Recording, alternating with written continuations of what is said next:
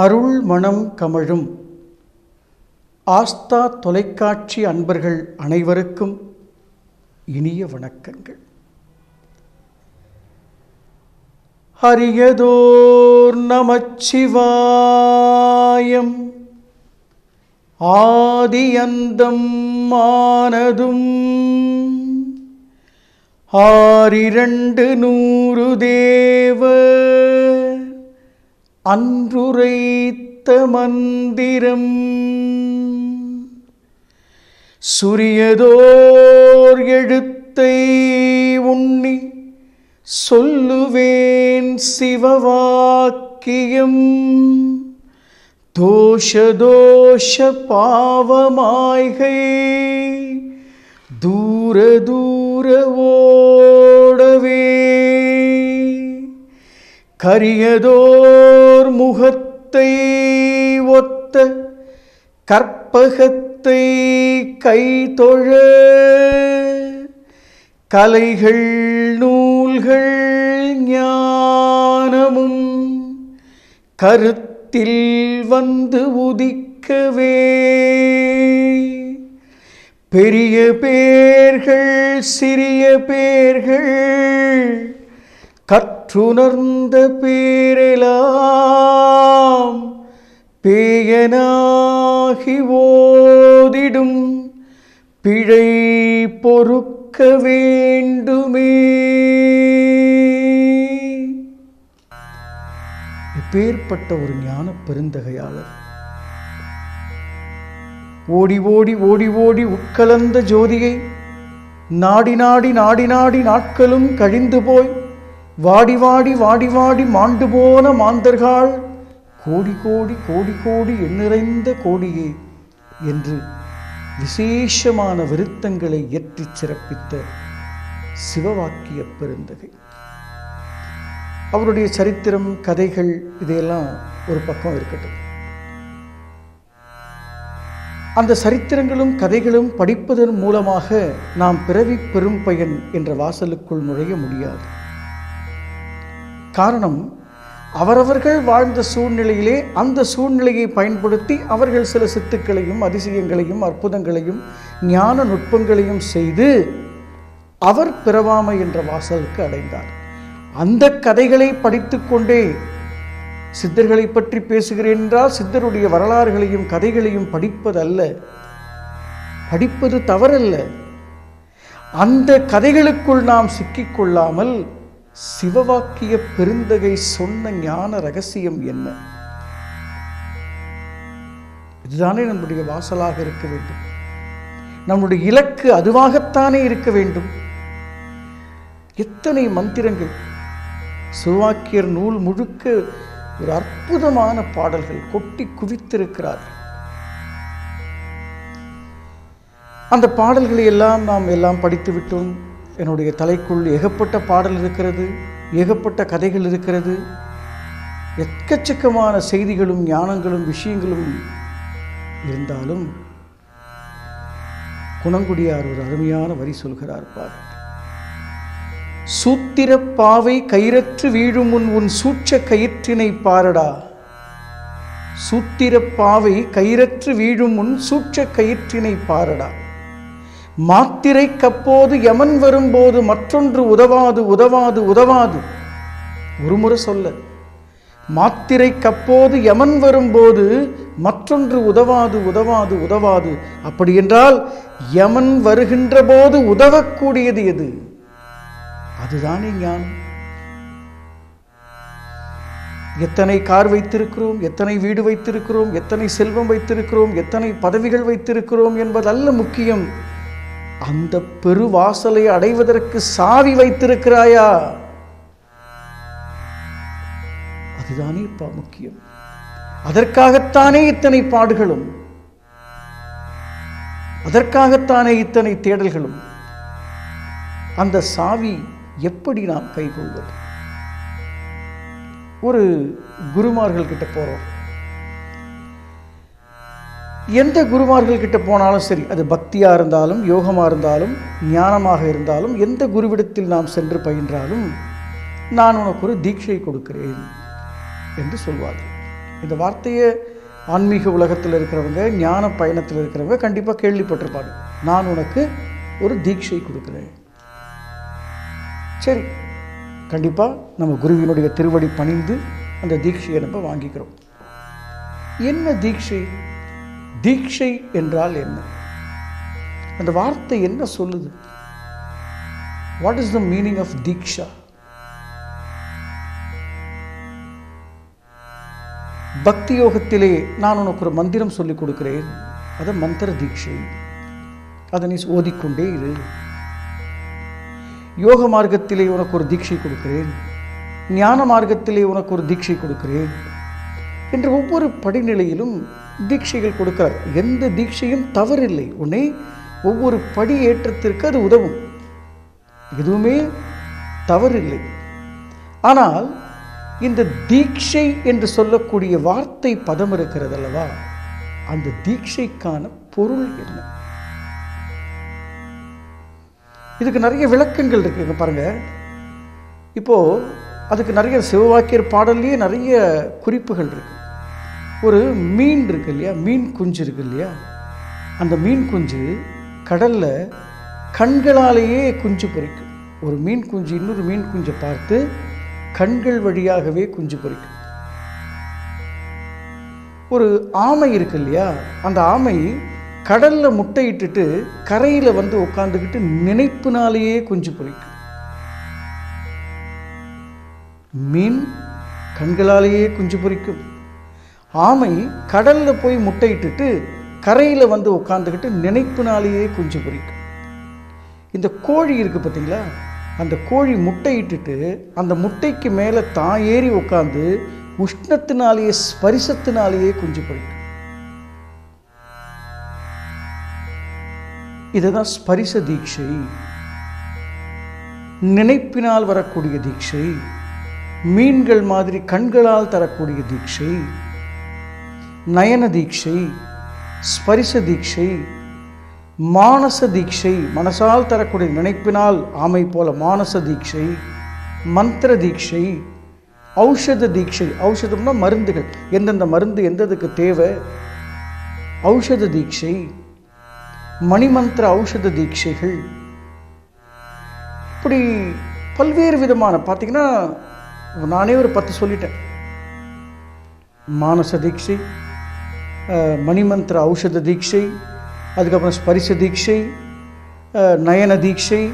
இந்த நயன தீட்சையிலேயே 3 இருக்கு. களிம்பு அணுகாத கனல் தீட்சை.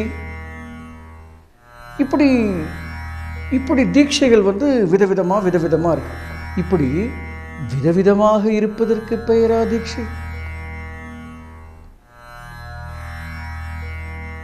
விதவிதமாக வண்ணங்களில் விதவிதமான நிலைப்பாடுகளில் அவரவர்கள் தருவதற்கு பெயரா தீட்சை?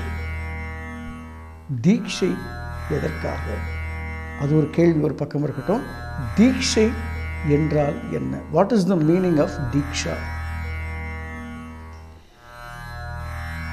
இந்த கேள்விக்கு பதில் தெரியாம நாம எந்த குருக்கிட்ட தீட்சை வாங்கினாலும் அது நமக்கு பயன்படும். ஆனால் குருடன் தடவி பார்த்த பசுமாடு மாதிரியோ யானை மாதிரியோ தான் இருக்கும். அப்ப தீட்சைனா என்ன? அந்த பிறவி பெரும் பயன் என்று சொல்லக்கூடிய அந்த பிறவி பெரும் பயன் வாசலுக்கான சாவிதான் தீட்சை என்கின்ற வார்த்தை.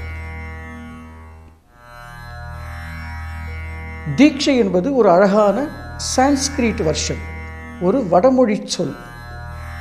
அதுக்குண்டான சரியான தமிழ் அர்த்தம் என்ன?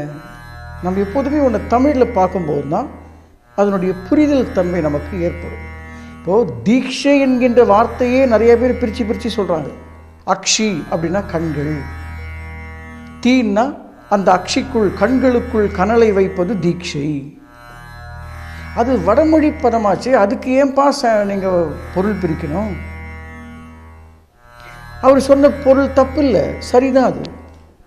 ஆனால் அது மட்டுமே சரியா?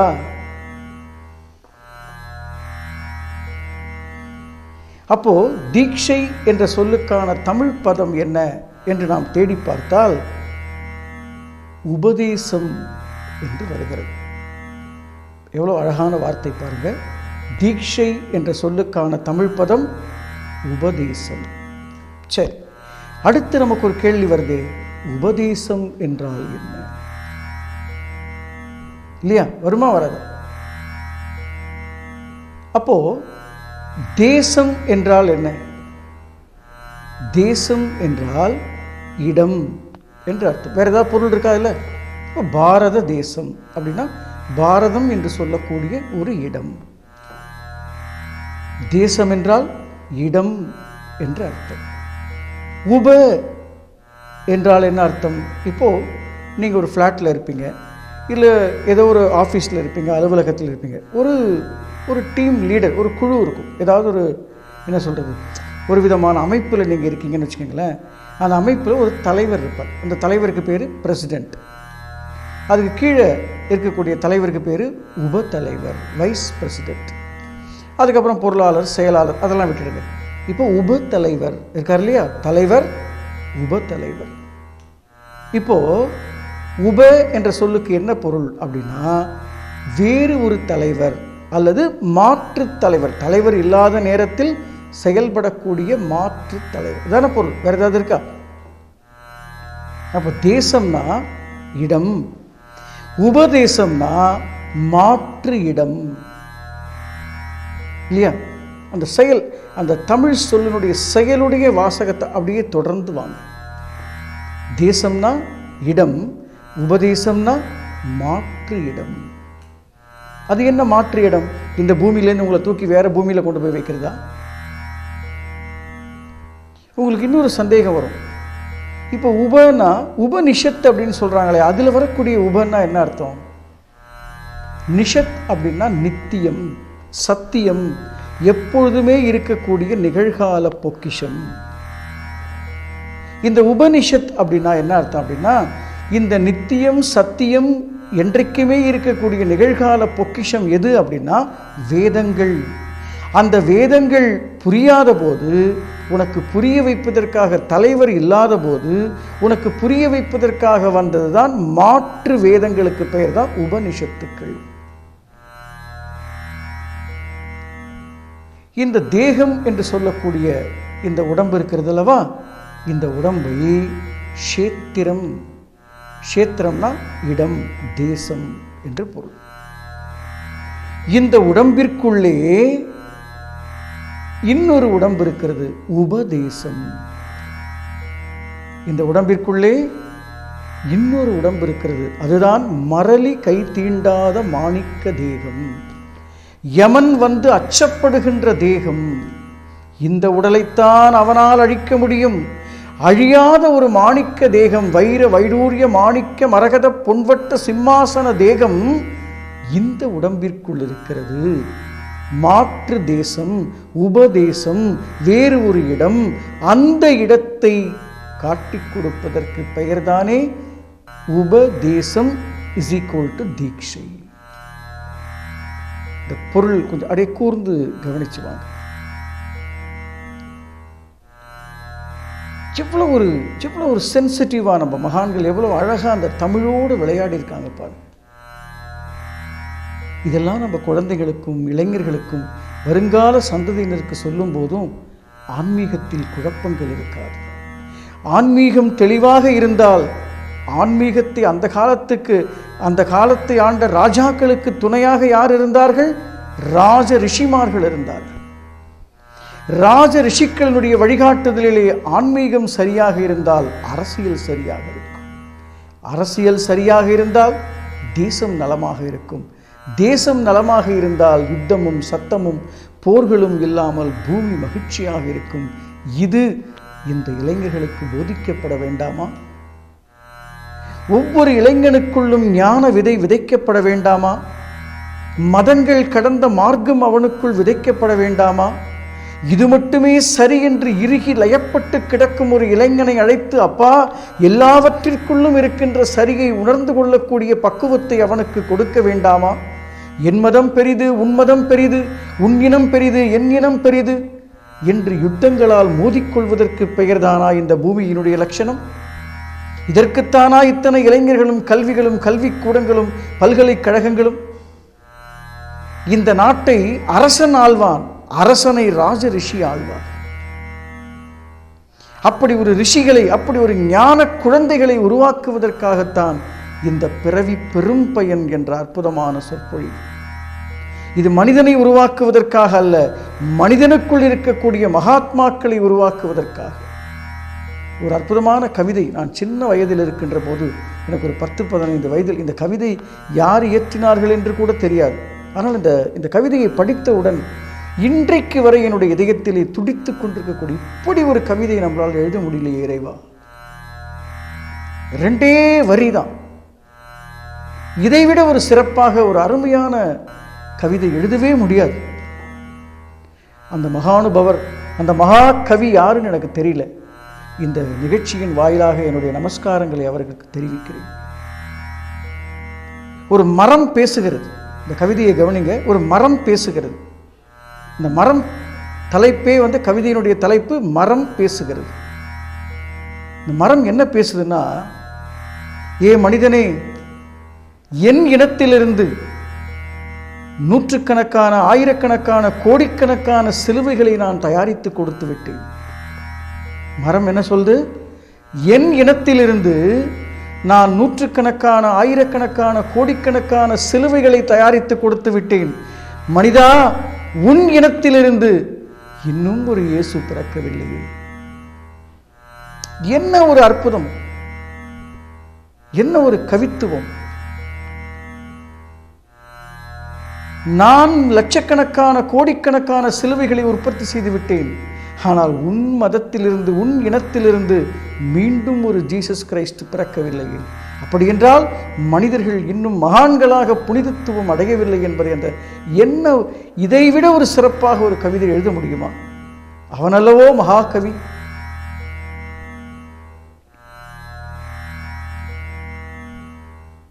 இந்த நுட்பமான பயணத்திலே நாம் தெரிந்து கொள்ள வேண்டிய செய்தி என்னவென்றால், இந்த உலகத்திலே, இந்த உலகம் இருக்கின்ற வரை என்றைக்குமே துன்பம் இருக்கக்கூடாது.